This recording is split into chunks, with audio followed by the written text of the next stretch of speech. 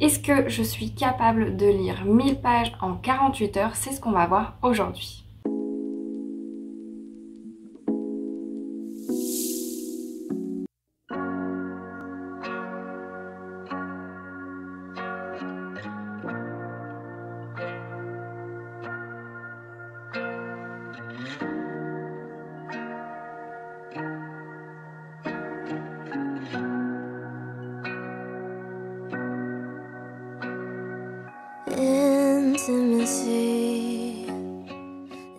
Bonjour à tous, c'est Divine, je suis très heureuse de vous retrouver aujourd'hui pour une nouvelle vidéo où je vais tenter de lire 1000 pages en 48 heures. Alors il faut juste que je me renseigne d'où vient ce concept. Il me semble que Lily Bookin faisait ce concept-là, mais le week-end à 1000. Est-ce que du coup ce concept de 1000 pages en 48 heures est dérivé directement de là? Je sais pas, il faudrait vraiment que je me renseigne avant de vous sortir cette vidéo tout simplement. Dans tous les cas, aujourd'hui on va faire donc 1000 pages en 48 heures, donc sur 2 jours. Je vais essayer très sincèrement. Je sais pas si je vais y arriver, c'est justement le but de cette vidéo, de savoir si c'est possible ou pas pour moi.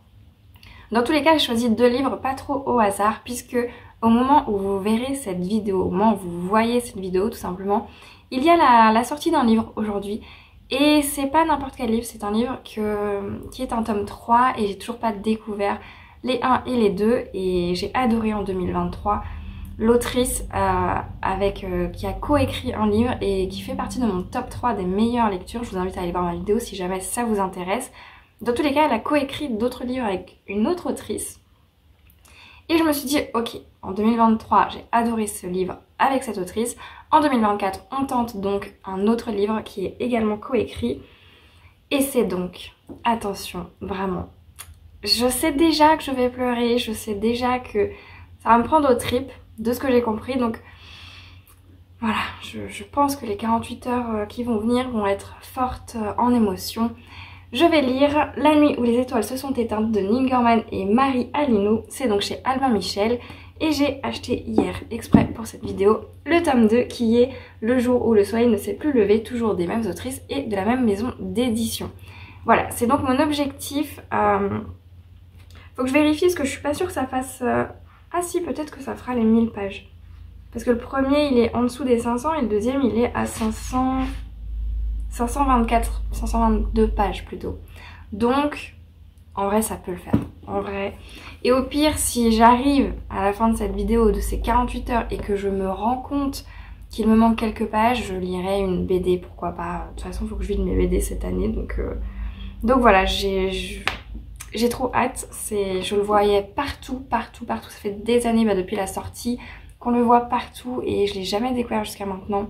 C'est donc aujourd'hui que je vais le faire. Donc l'objectif c'est que aujourd'hui je commence et je termine ce livre.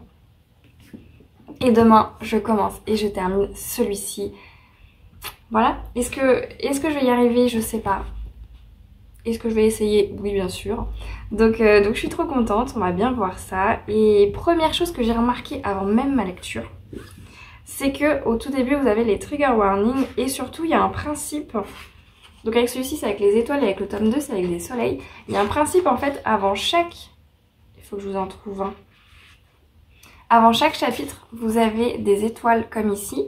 Et en fait, quand elles sont noires, ces étoiles, ça veut dire qu'il y a potentiellement, enfin c'est sûr, un trigger warning parmi ceux qui sont dictés au tout début.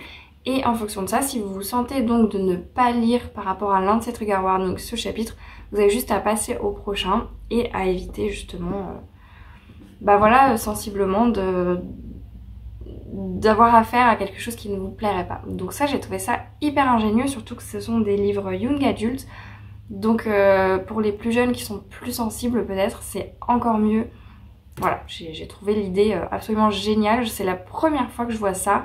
Donc dites-moi s'il y a d'autres œuvres qui font ce système-là. Parce qu'en vrai, c'est hyper ingénieux, je trouve. Donc voilà, c'était la petite aparté.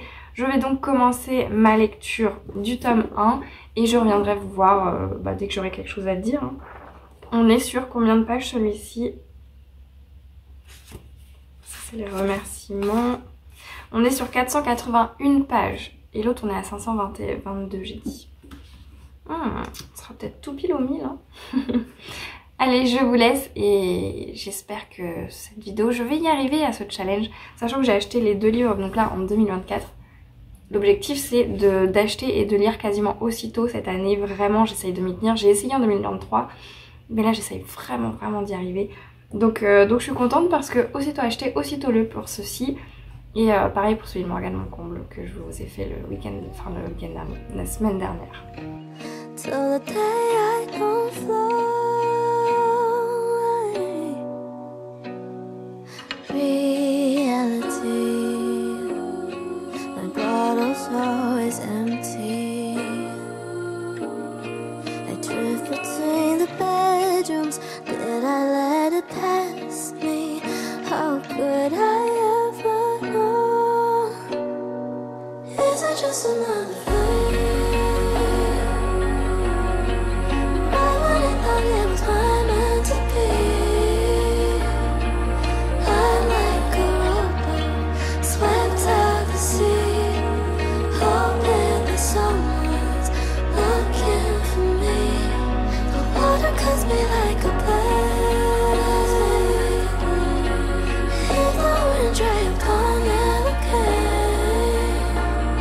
Deuxième jour de ce challenge et je n'ai toujours pas lu 500 pages. Est-ce que je vais réussir les 1000 pages en 48 heures? Le suspense est à son comble. Je vous retrouve donc, j'ai un peu lu hier mais finalement pas autant que je l'aurais voulu puisque je devais à la base lire celui-ci en entier. Et comme vous pouvez le voir, j'ai pas été mettre sur Livre Addict encore mais je pense que j'en suis à peu près à la moitié. Je suis à la partie 2, chapitre 49. Et qu'est-ce que j'en pense pour l'instant? Au niveau de la partie 1, franchement, je me suis beaucoup attachée au personnage qui est Finn. Je l'aime beaucoup. J'aime beaucoup sa... Ouais, j'aime beaucoup sa personnalité. Je me retrouve un peu en lui dans le fait que socialement, c'est pas trop ça, etc. J'aime beaucoup ce personnage. Par contre, le personnage de Kenna, oh là là, oh non je sais pas, je la supporte pas. Ouais, j'ai beaucoup de mal, elle est parfois vraiment égoïste, elle est très exubérante et surtout elle est super capricieuse et elle ne considère pas du tout l'avis des autres. Si elle veut quelque chose, il faut que ce soit fait. Elle vous fait du chantage affectif, du chantage... Ouais, elle manipule un peu les gens pour avoir ce qu'elle veut parce qu'elle connaît des choses sur eux et du coup parfois elle va être à deux doigts de dire quelque chose que la personne ne veut pas que les autres sachent autour. Et ça, c'est vraiment des personnalités que j'aime pas du tout. Donc j'ai beaucoup de mal avec Kenna dans la première partie. Je vous rassure, ça va un peu mieux dans la deuxième partie, mais elle est toujours comme ça quand même. C'est juste qu'on finit par s'attacher au personnage, mais ouais, je sais pas si je m'en ferais une amie dans la vraie vie. Dans le livre, pour l'instant, c'est toujours le cas dans la partie 2 où j'en suis. Mais j'aime beaucoup l'alternance entre les flashbacks et le présent. J'aime beaucoup comment ça a été fait, comment ça a été tourné et le fait qu'on revienne avec les flashbacks, bah, on découvre d'une autre façon les personnages. D'un côté on a le présent où on les voit aujourd'hui et on a des bribes de flashbacks qui justement nous aident à comprendre le présent mais en même temps ça nous donne des éléments, des nouvelles pistes au fur et à mesure et ça j'aime beaucoup, je crois que j'adore ça même. Pour en revenir à Finn, surtout à la première partie, on va pas se mentir, les difficultés qu'il vit me font vraiment mal au cœur, le pauvre. Et surtout elles vont crescendo, genre ça va jamais s'arrêter le truc. C'est la première partie, ça me déchire le cœur. Et Finn, ça fait partie de ces personnages où ouais, je suis mal pour lui, j'ai vraiment envie de l'aider, je peux pas. et ouais, je suis vraiment attachée à ce personnage, il est génial ce personnage, très franchement. Et là pour la partie 2, on retrouve Finn, bah du coup forcément toujours dans ses galères et c'est vraiment un personnage qui est démuni, qui... Franchement, la vie lui fait vraiment pas de cadeau, le pauvre. On sent bien que c'est un personnage qui est torturé et perdu et franchement il est complètement démuni parce que la vie lui inflige. Et malgré tout ça, ça reste vraiment un bon gars. Vu tout ce que les autrices lui font vivre, j'aurais pu m'attendre vraiment à un personnage qui aurait pu faire vraiment des actions que j'aurais pas aimé, que vraiment j'aurais pu ne plus aimer ce personnage. Et au contraire, il garde toujours ce côté enfant, pas sage, mais sage quand même dans un sens, c'est-à-dire qu'il il va pas aller au-delà des limites, il va quand même finir par écouter finalement le bon côté en lui, le bon côté en les gens, et voilà, donc ça reste vraiment un très bon personnage, alors qu'avec tout ce qu'on lui inflige, il aurait pu très bien complètement vriller, et finalement bah pas tant que ça, donc ça c'est plutôt cool. Et là où j'en suis au chapitre 49 à la page 253, dans le chapitre juste avant, il vient de se passer ce que j'attendais depuis un petit moment. Je suis trop contente que ça arrive, vraiment ça me fait chaud au cœur, ça me fait... voilà, mon cœur tout mignon, là il bat, il est tout content. Donc vraiment là je suis contente. Là ce qui vient de se passer ça me met en joie après tous les trucs tristes et tout qui viennent de se passer. Là on est sur une petite note de ah le petit espoir là, c'est sympa. Bon, je me fais pas trop d'illusions, hein, j'ai bien cru comprendre que j'allais pleurer. Vu ce qu'on m'a fait subir avec Ashes Falling for the Sky et Just Wanna Be Your Brother, je pense que je suis pas au bout de mes peines. Mais écoutez, je prends ce qu'il y a, et ceux qui ont déjà lu l'œuvre et qui regardent cette vidéo doivent bien rire parce que eux ils savent ce qui va m'arriver, et voilà. Mais pour l'instant j'en reste à c'est trop bien, là je suis sur mon petit nuage pour l'instant, on va dire ça comme ça. Donc chapitre 49 page 253, il est bientôt 13h je pense. Et celui-ci, donc il fait 495 pages. Attendez, ça c'est pas... Non, ça c'est autre chose. Hop. Il fait, on a dit 483 pages. Donc mon objectif c'est de le finir cet après-midi. De toute façon, j'ai la vidéo qui exporte sur YouTube. Là, ça va me faire facile 6 heures. Donc j'ai le temps de lire, hein. J'ai que ça à faire. De toute façon, je peux pas utiliser internet. Donc, je finis celui-ci. Je vous retrouve, donc je suis à la deuxième partie. Je vais pas tarder à entamer la troisième partie. La troisième partie, elle est où? Elle est où la troisième partie? Elle est là. Elle est là, la troisième partie. Donc, vous voyez, j'en suis bientôt à la troisième partie. Je finis ce livre. Qu'est-ce qu'il y a, Malola? Il n'y a rien. Et ensuite, j'entame celui-ci. Voilà. J'ai hâte. J'ai très très hâte de découvrir. Donc celui-ci, on est sur Nate. C'est ça, hein? Oui, Nate. Et là, on est sur le personnage de Finn. Et d'ailleurs, en parlant de Nate... Je l'aime beaucoup Nate, ouais je l'aime beaucoup, son côté un petit peu dur et qui aime le rock, et en même temps il a, comme on dit, cette apparence d'ange. J'aime beaucoup le mélange des deux, je me l'imagine franchement hyper bien. Par contre j'arrive pas à m'imaginer blond, je le vois tout le temps brun, je sais pas pourquoi, mais voilà. Et au contraire, Finn, je le vois plus blond. J'ai vraiment interverti les deux personnages, je pense, dans mon cerveau, ça va pas du tout. Mais voilà, donc je suis très très contente de ça, et je vais arrêter de parler pour pouvoir aller lire parce que sinon je vais rater ce challenge et c'est pas le but. Je me suis couchée hier à 1h. Au final, j'ai quasiment pas lu, tout simplement parce que j'ai fait le montage pour la vidéo de dimanche, et ben voilà, finalement j'ai pas réussi, tant pis. Donc on se motive aujourd'hui, j'ai en gros un livre et la moitié d'un autre à lire. Tout va bien, on va y arriver, on en est... Faut pas partir défaitiste, hein. Là j'essaye de pas partir défaitiste. Allez, c'est parti.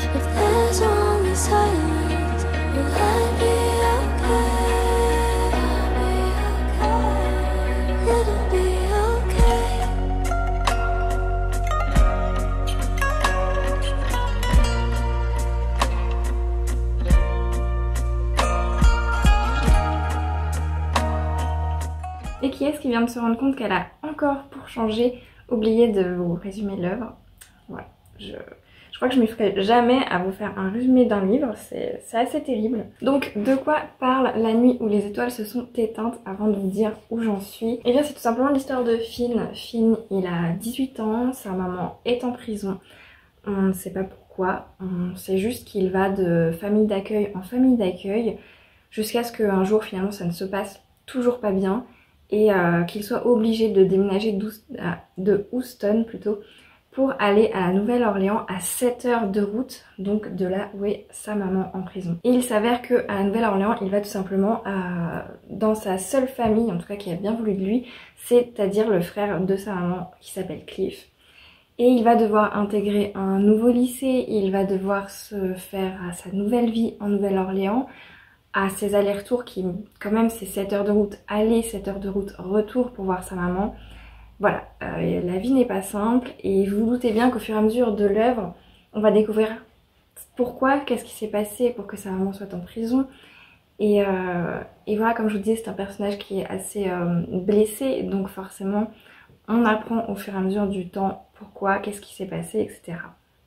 Donc voilà, on va suivre l'histoire de Finn, sa vie qui n'est pas du tout toute rose, vous vous en doutez bien, il n'a pas une famille très riche et il intègre fort heureusement pour lui un lycée gratuit mais compétent qui a quand même de bonnes chances de réussite.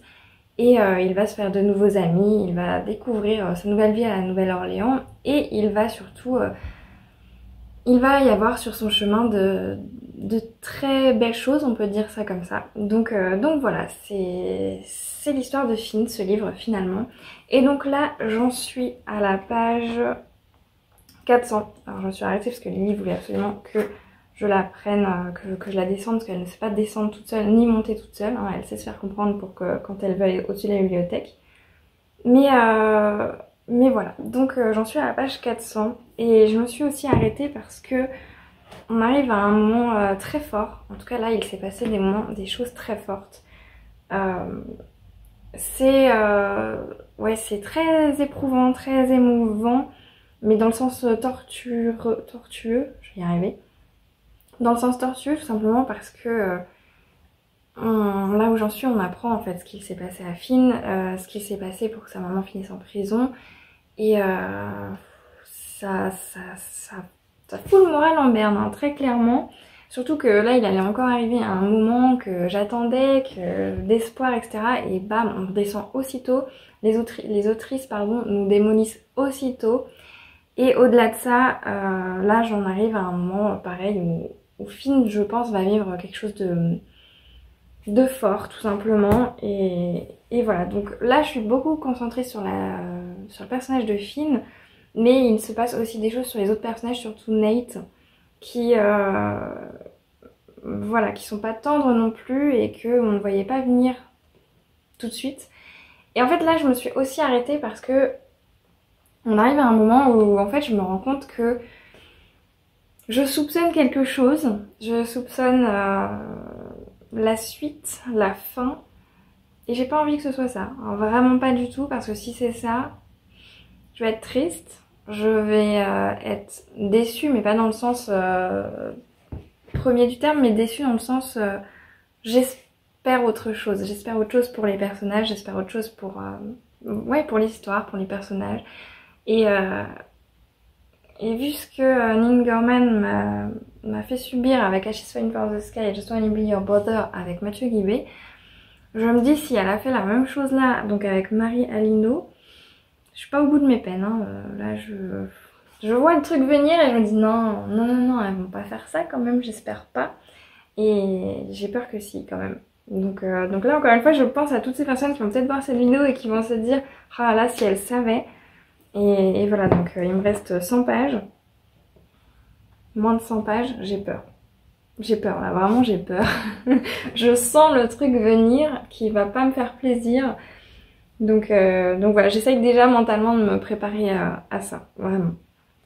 Alors, je sais pas si je l'ai précisé, mais c'est du coup un young adulte qui est conseillé à partir de 16 ans. Mais encore une fois, vous avez les trigger warnings qui sont quand même dits au début.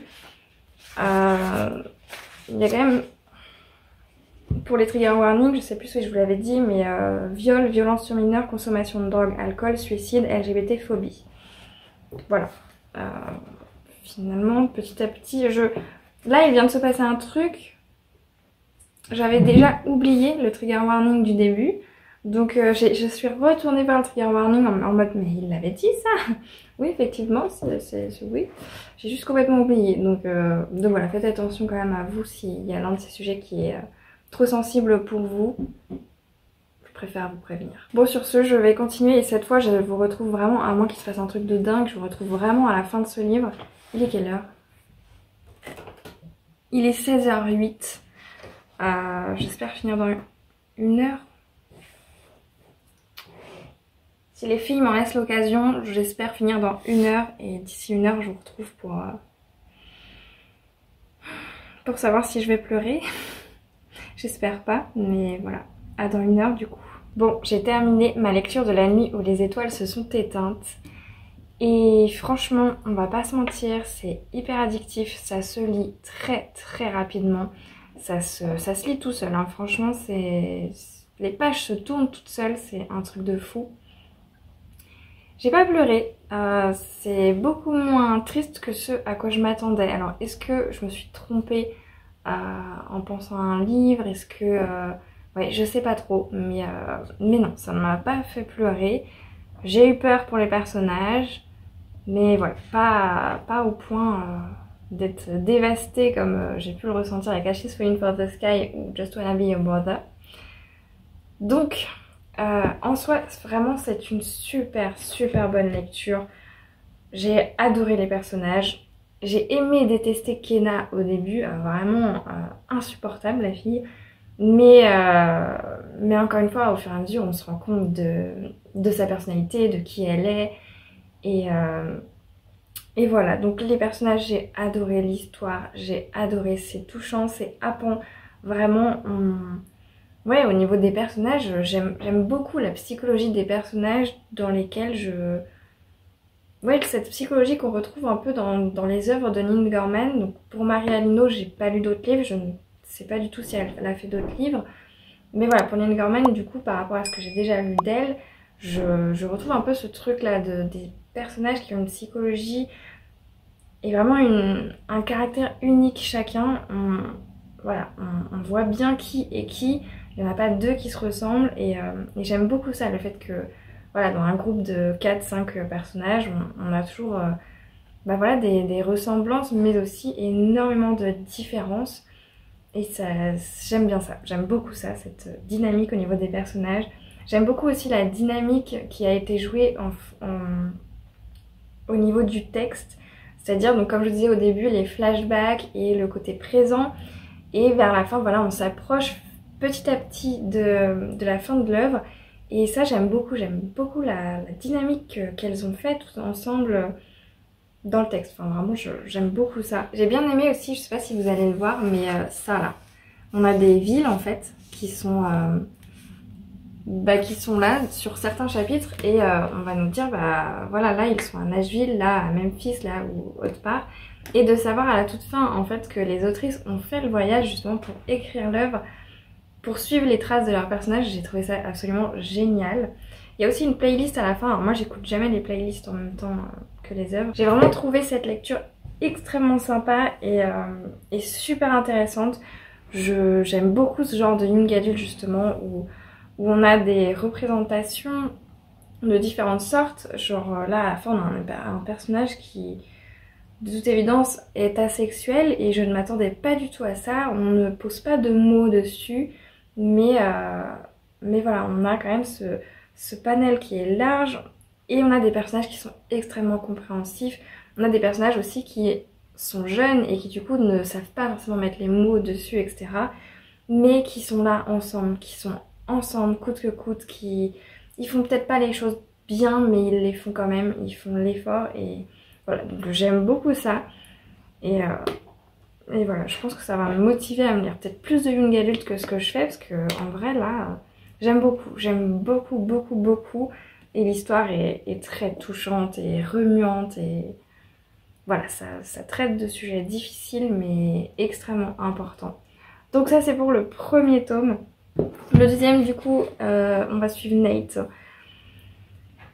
Et du coup Nate, bah je peux pas vous en dire plus hein, parce qu'il faut lire le premier tome aussi pour comprendre. Je sais que ça va pas être une lecture facile non plus. Hein. Voilà, je le sais déjà. C'est marrant parce que là je le vois avec les couvertures. Là le personnage c'est censé du coup être la silhouette de Finn. Mais je lui imagine pas du tout cette coupe là à Finn. Je sais pas pourquoi. Et là c'est censé être la silhouette de Nate et déjà ça ressemble un peu plus à ce à quoi je pense, mais moi je le vois les cheveux un peu plus longs, donc voilà. Mais je vous ai dit là, ces deux personnages là, j'ai inversé un peu du coup leur représentation, leur visage, si on peut dire ainsi, mais surtout leur couleur de cheveux, je sais pas pourquoi. Donc voilà, je vais m'attaquer à Nate. Je pense que j'en ai bien pour 5 heures de lecture. Bon, on va bien voir. Hein. Je viens de me spoiler comme une cruche en regardant la fin. Je me fatigue. Après moi ça va, je me gêne pas trop. Ça ne me gêne pas du tout même les spoilers. Mais voilà, je le feuillette et je me fais spoiler. C'est pas grave. Je vais donc lire la fin et j'ai hâte de découvrir ce que va me réserver l'autrice. Et si ça se trouve du coup c'est dans celui-là que je vais pleurer et que c'était pas celui-là qui allait me faire pleurer. À voir. En tout cas là... j'ai quand même un peu peur, j'ai très peur, mais on va y aller. On va bien voir ce que me réservent les autrices cette fois dans ce tome 2. Et est-ce que je vais réussir à lire les 1000 pages en 48 heures Ça me semble mal barré, mais on y croit.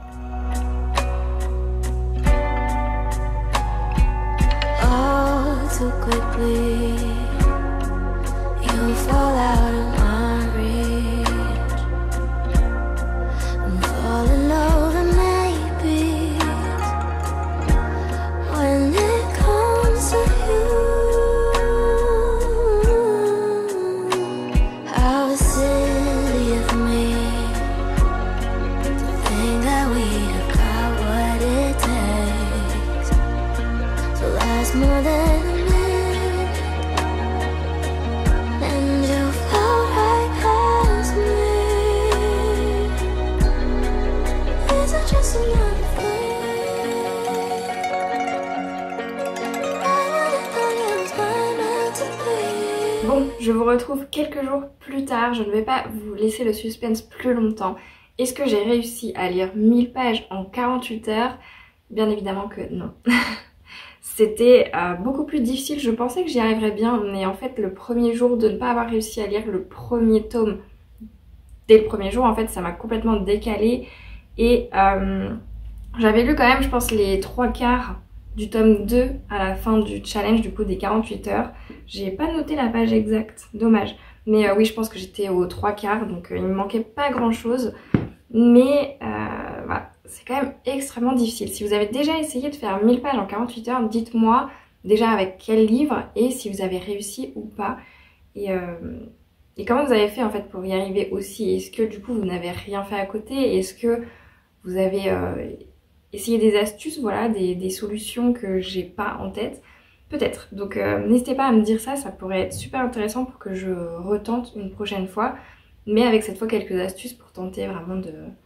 J'aurais peut-être dû me mettre des, comment dire, des objectifs peut-être, pourquoi pas. Mais c'est pas grave, du coup je sais que c'est hyper compliqué 1000 pages en 48 heures, j'avais jamais essayé. Et je pensais pourtant qu'avec des livres young adult ça passerait tout seul, mais c'est plus compliqué que prévu. Alors j'ai tout de même terminé le tome 2 pour pouvoir vous en parler dans cette vidéo. J'allais pas finir la vidéo en mode bon bah j'ai pas réussi, tant pis vous saurez pas ce que je pense du tome 2. Donc le tome 2 je sais plus si je vous en ai parlé ou pas, mais il s'agit du point de vue de Nate que l'on croise dans le tome 1. Et finalement en fait on voit la même histoire, on voit Finn, voilà c'est la même histoire mais du point de vue de Nate. Et j'ai trouvé que c'était très bien joué de la part des autrices parce que on pourrait se dire ok il y aura de la redondance, franchement on va s'ennuyer. Pourquoi il y a une voiture qui fait du bruit? On pourrait se dire qu'on va s'ennuyer, on pourrait se dire que le fait que ce soit la même histoire, bah ça va pas le faire, on va s'ennuyer, il y aura trop de redondance par rapport au tome 1 et que ce sera pas terrible. En fait pas du tout. Les autrices ont vraiment réussi à, surtout avec Nate, à nous happer par l'histoire finalement tout en gardant ces redondances qui sont obligatoires puisque c'est la même histoire. Maintenant ce n'est plus la voiture, c'est l'avion. C'est un avion qui passe, super. Donc j'ai trouvé ça hyper intéressant de voir que les autrices ont su se renouveler leur histoire et finalement garder du mystère autour des autres personnages, même si on se doute de quelque chose. Il y a quand même ce côté mystérieux que l'on découvre du coup avec le tome du personnage. Et ça c'est hyper intéressant parce qu'on a beau connaître du coup la fin, on en reste quand même assez sur les fesses de ce qu'on découvre finalement, de ce qu'il se passe réellement dans la vie du personnage, et ça j'ai adoré. Donc sachez-le, vous n'allez pas vous ennuyer, moi j'ai lu les deux à la suite pour le coup, donc je connaissais vraiment l'histoire, je l'avais vraiment en tête, et ça ne m'a pas du tout empêché d'apprécier ma lecture, et je vous le dis tout de suite, mais j'ai préféré ce tome 2 au tome 1, vraiment. Je vais vous expliquer ça tout de suite. Déjà, première chose que j'ai remarqué sur Nate et que j'ai trouvé hyper intéressant, c'est de voir les petites choses que Nate remarque, que Finn ne remarque pas.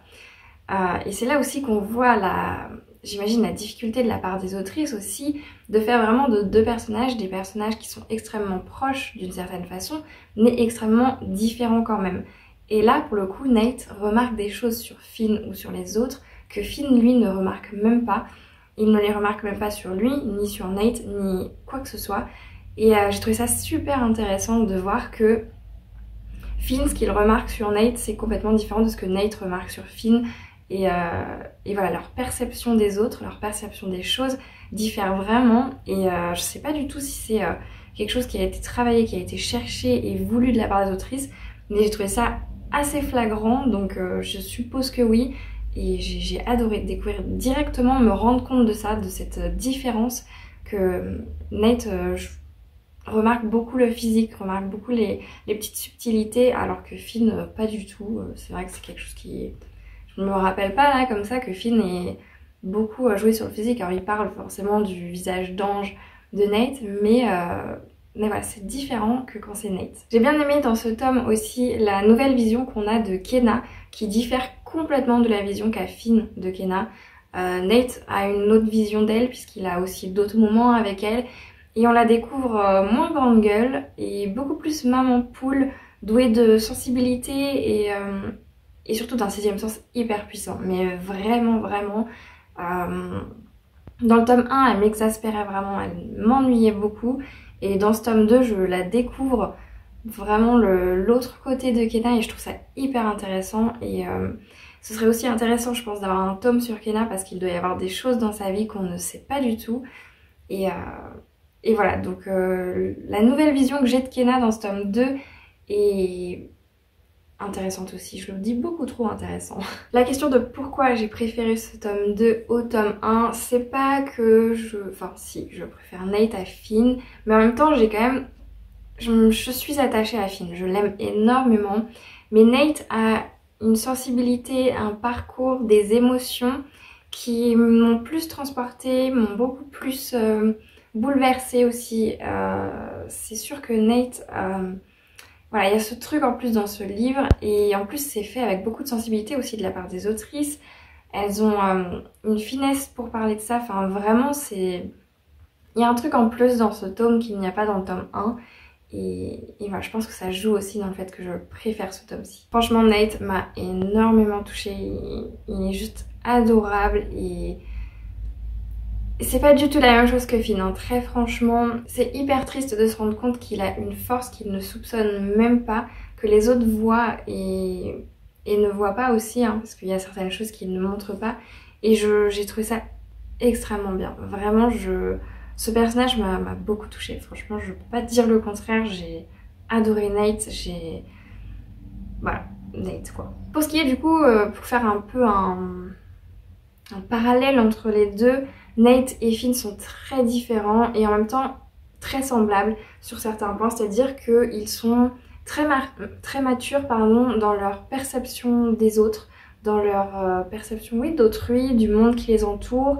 Ils sont aussi très matures dans leur compréhension des autres et dans l'acceptation des autres.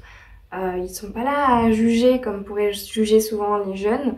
Ils sont même des plus âgés hein, d'ailleurs. Ils sont toujours oui dans l'acceptation, la bienveillance, la compréhension et vraiment jamais dans le jugement. Ils se remettent en question, peut-être beaucoup trop pour ce qui est de Nate.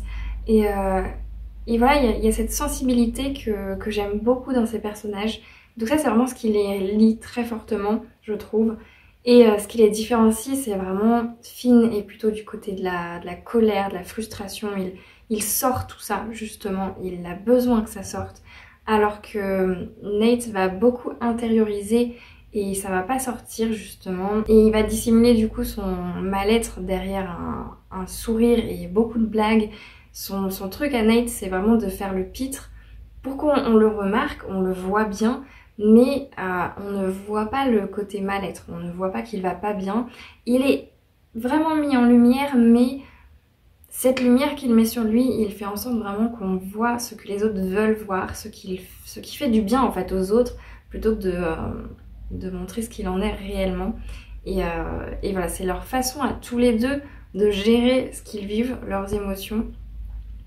Je pourrais pas dire qu'il y a une meilleure façon de faire que entre l'une et l'autre. Je pense que chacun fait à sa manière, mais voilà, ils sont hyper touchants et donc très semblables tout en étant très différents. Et ça, j'ai beaucoup aimé justement de lire le tome 1 à la suite du tome 2 plutôt à la suite du tome 1, parce que justement ces parallèles, je peux vraiment encore mieux les voir, plutôt que si j'avais oublié ce qui s'était passé un peu dans le tome 1, j'aurais certes redécouvert, mais ouais, j'aurais pas vu ces petites subtilités, je pense. Je vous avais parlé du tome 1, que j'aime beaucoup l'alternance entre les flashbacks et le présent.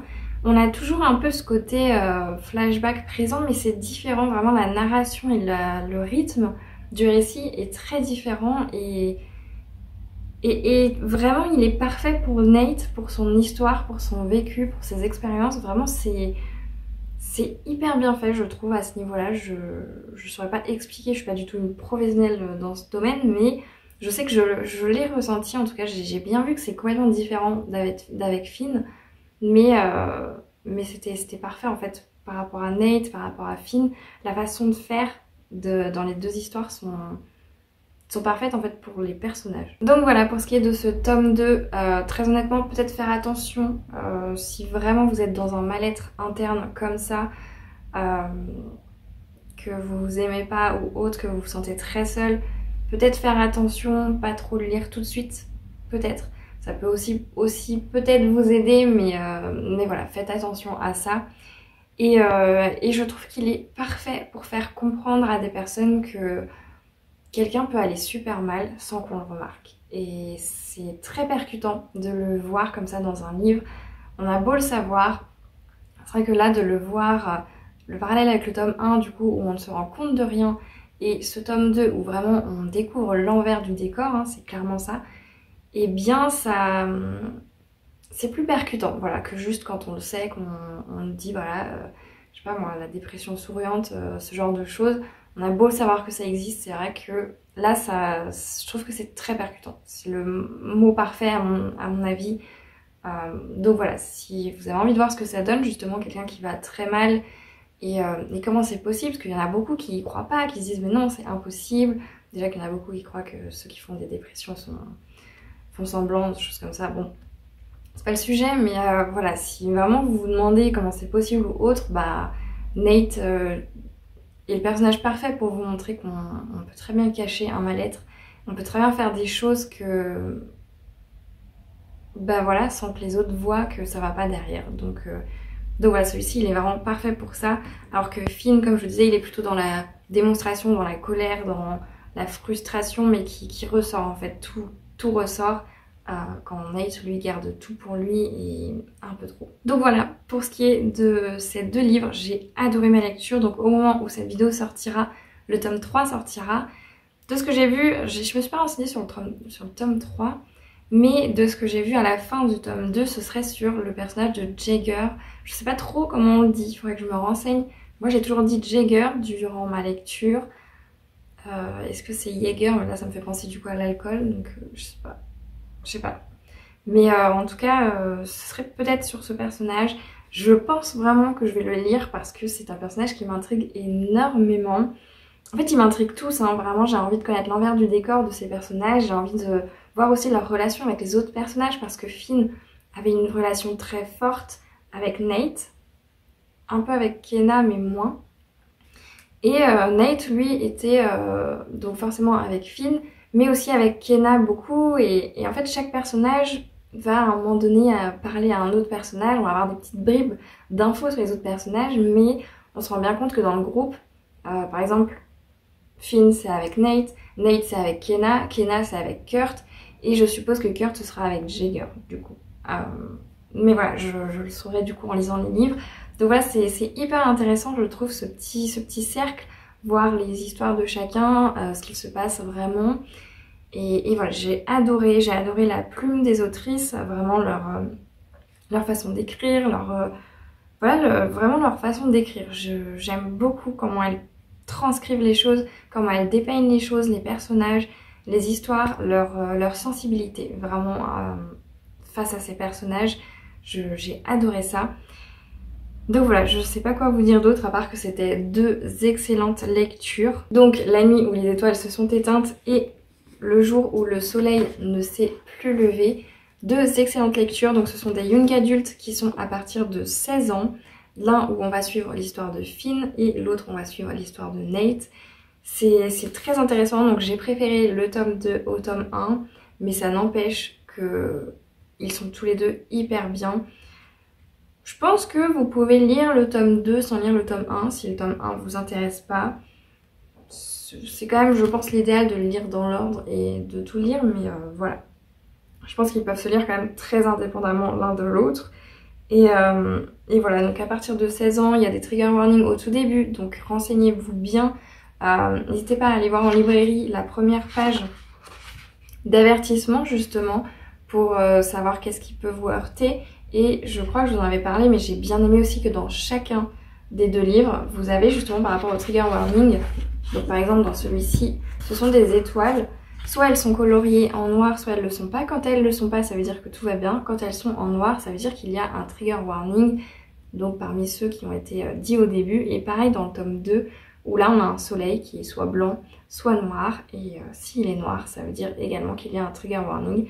Donc voilà, j'ai trouvé ce système hyper intéressant. Et voilà, ça m'a beaucoup plu ça aussi. Donc voilà, une très bonne lecture et je suis très contente de les avoir découverts. Et j'ai hâte de pouvoir avoir le tome 3 entre mes mains. Je pense pas l'acheter et le lire tout de suite, mais clairement, ce serait l'objectif là en 2024 de pouvoir l'acheter et le lire. Et je suis contente, là je l'ai pas sous la main, mais mon carnet du coup que je vous ai montré dans la dernière vidéo de Pal, du coup les 3 livres que j'ai achetés en 2024 pour l'instant, et bien ce sont 3 livres qui sont déjà lus. Donc je suis contente, je commence très bien l'année sur ce point là. Je vais donc vous laisser là, j'espère que cette vidéo vous a plu. Dites-moi si vous avez déjà lu ces livres, s'ils vous intéressent ou pas, pourquoi, et qu'est-ce que vous en avez pensé si vous les avez déjà lus. N'hésitez pas à me dire du coup si cette vidéo vous a plu, si ça vous intéresse que je fasse plus de reading vlog comme ça pour découvrir des écrivains, pour découvrir des histoires.